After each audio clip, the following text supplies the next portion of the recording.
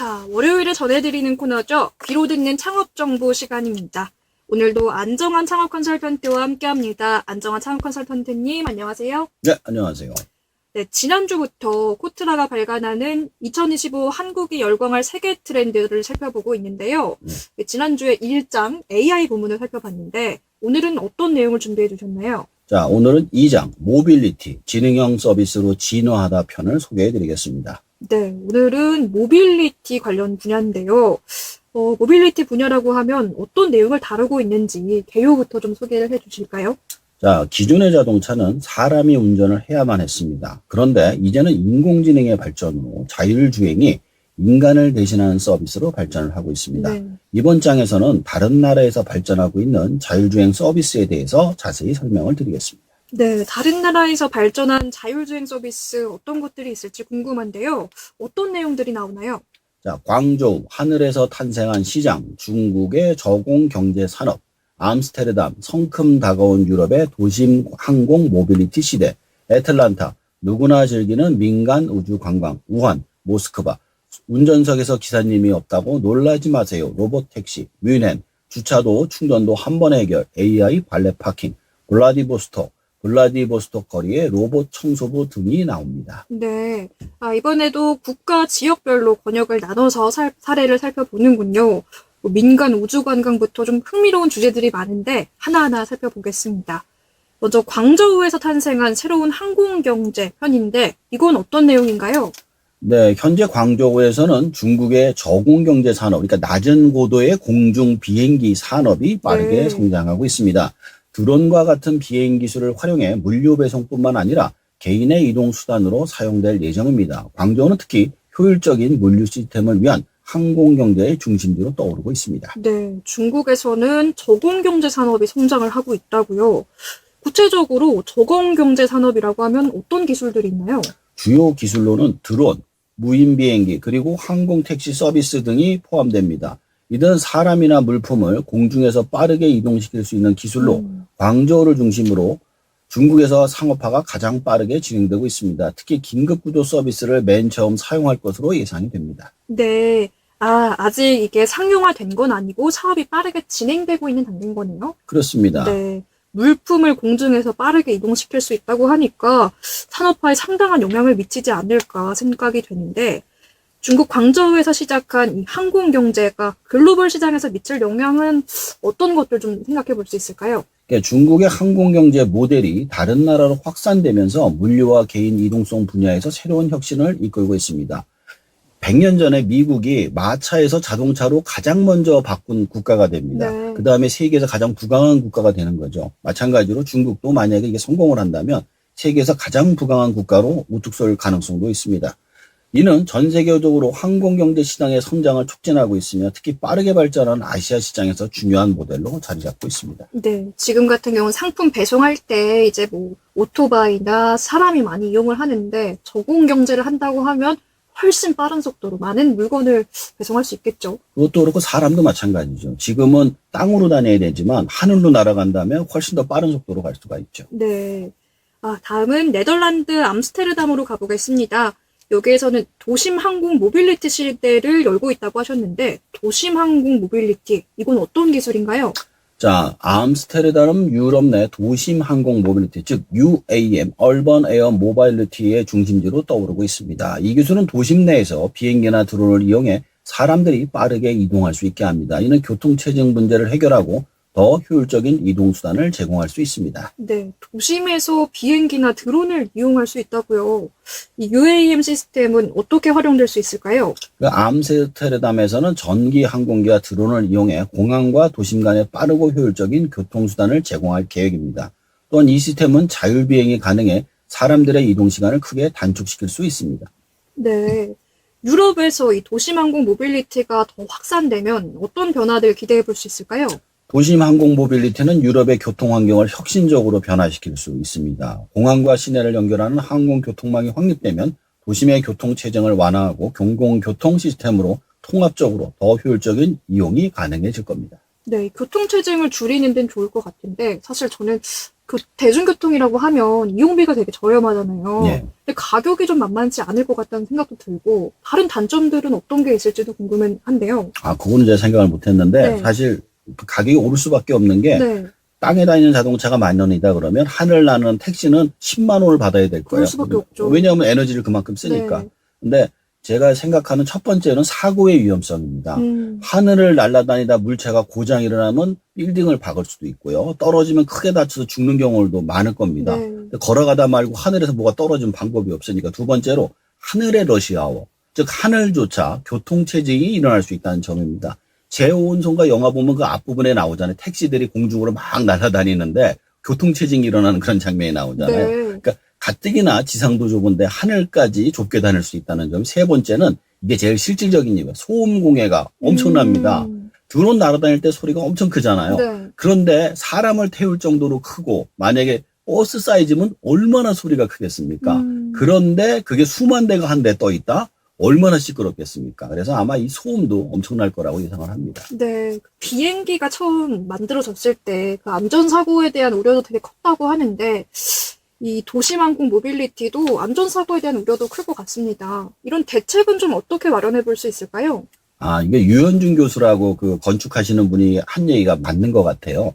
우리가 지금은 상수도, 하수도, 전선이 지중화됐잖아요. 네. 그렇게 바뀌는 게 맞다라고 얘기를 하더라고요. 물건은 지하로 다니고 사람은 지상으로 다니고 구급차, 경찰차, 소방차 등 긴급한 차들만 물건을 가지고 도심 위로 날아다니는 거죠.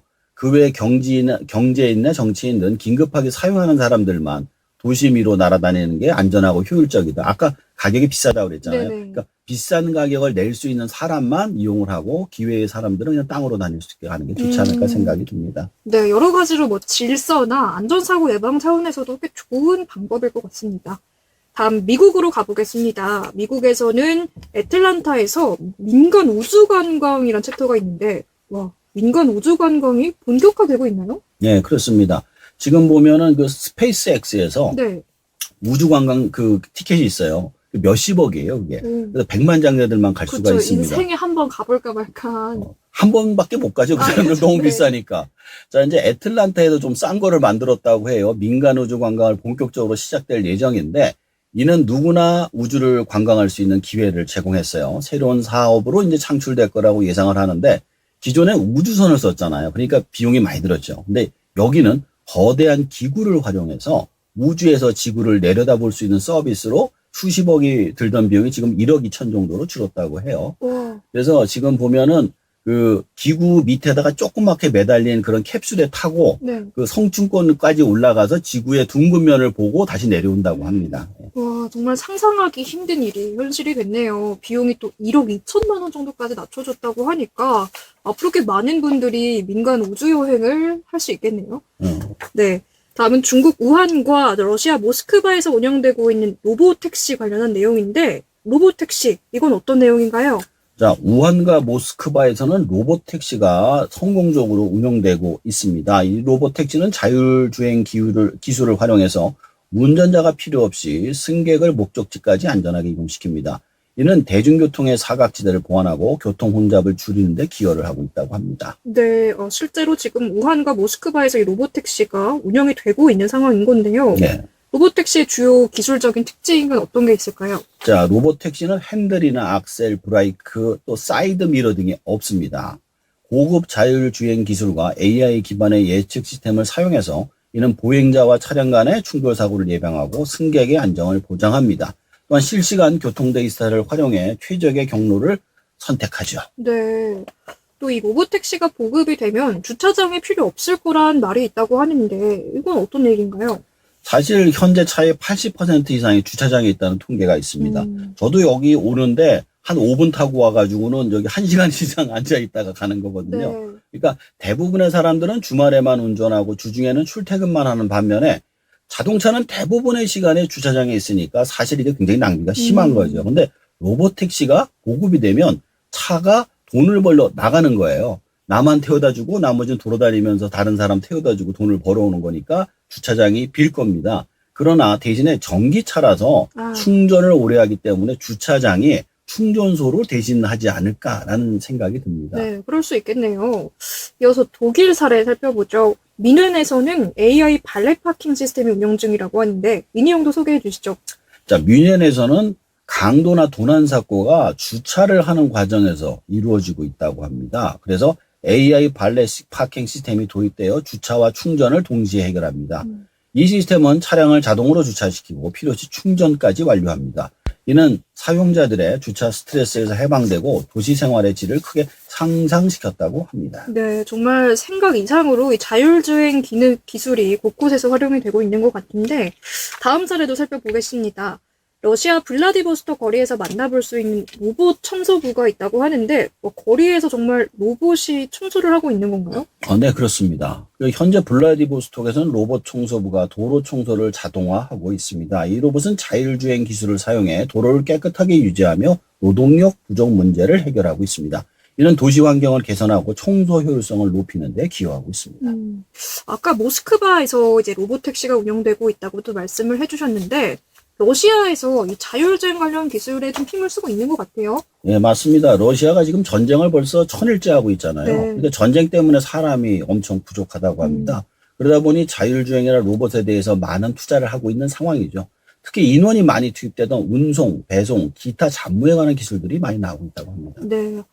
지금 부족한 노동력에 지금 이 자율주행 관련 기술을 활용을 하고 있는 건데 이 기술을 활용할 때 우려되는 단점으로는 또 어떤 게 있을까요?